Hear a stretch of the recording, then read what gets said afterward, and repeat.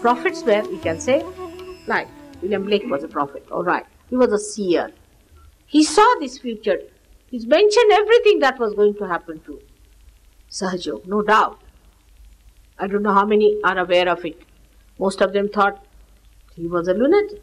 They couldn't believe him. When he talked of all these things, that Jerusalem is going to be established in England's pasture land. Nobody could believe this, it must be mad. But time has come. The Jerusalem is to be established. There's a special thing about England. And he saw that 100 years back, clearly the whole picture. But nobody understood him. He was a prophet.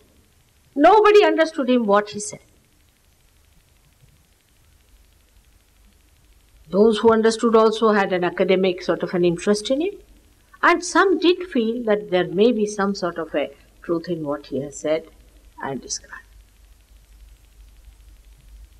So you are more than a prophet in a way, that you are not interested in seeing the future, but you come in the present. What they describe, the future for them, which they did not enjoy, is your present. And that you become the master yourself. All these great prophets had a big, big problem. I had a discussion with an ambassador recently who is a very learned man from India. And he was telling me that the biggest problem was that with rationality, with explanations, how far can we go? Supposing you say there is all-pervading power. They said, how are we to believe? It's all cock and bull story. Prove it to us. By argument, of course, you cannot prove it. But for experiencing also, you cannot prove it. So they used to give up. Like Adi Shankaracharya, at a point he reached, he wrote about Viveka Chudamani and all these treatises, and then he gave up. And he started describing the mother. He said, I give up, that's all. And they said that he went soft in his head, because he couldn't go ahead with his philosophies and started praising the mother. He said, what's wrong? But we have to now prove the existence of God. We have to prove the existence of this all-pervading power. We have to prove the existence of that spirit within. It is to be proved. It is to be actualized. So arguments will stop. With arguments, one cannot achieve it. With blind faith, one cannot achieve it. Rationality cannot take it there, or this emotional adherence will not take you there. Its actualization is the happening that really makes you that.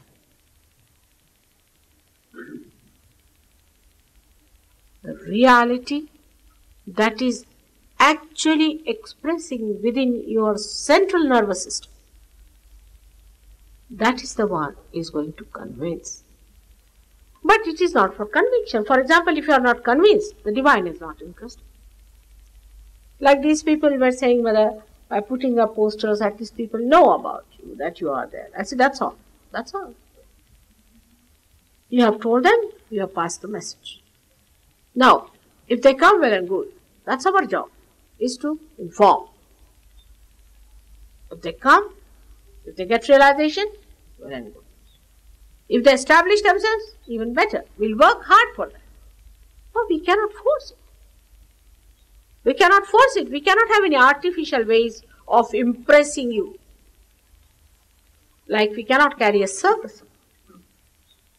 You have to have a sensitivity of your own to understand the importance, and your own pure intelligence must tell you that this is the thing. Otherwise, we cannot fall at your feet and say, oh, please. We cannot implode. Neither can we cross your freedom that is given to you. It's in your own freedom and in its own glory that you have to ascend. Because you are epitome, You are the epitome of this creation. Nobody can force you to. If you want to go to hell, all right, take 2 running jumps and you can go down. If you want to go to heaven, that's also possible. So the time we are here, we do not realize how precarious they are, how vital, and the most important times for which we have been waiting.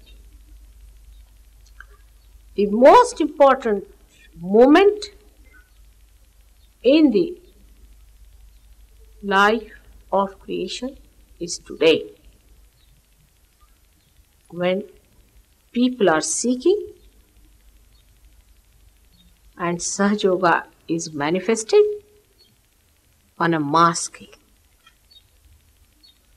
This is such a fortunate thing that you are seekers of ages gathered here, and that Sahaja-Yoga has come to you as a blessing of the divine, because divine itself is anxious to manifest.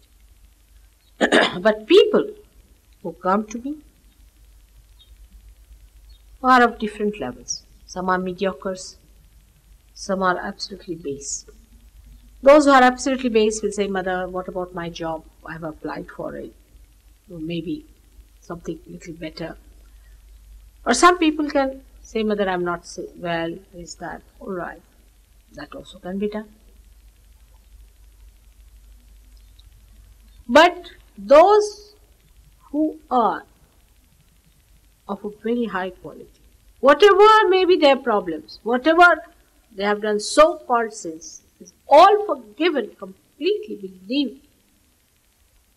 Not to feel guilty at all. In Sahaja-Yoga, the first mantra one has to say, Mother, I am not guilty, 3 times at least. So one has to understand that you are ready for it, you are glorified for it, and you have to get it.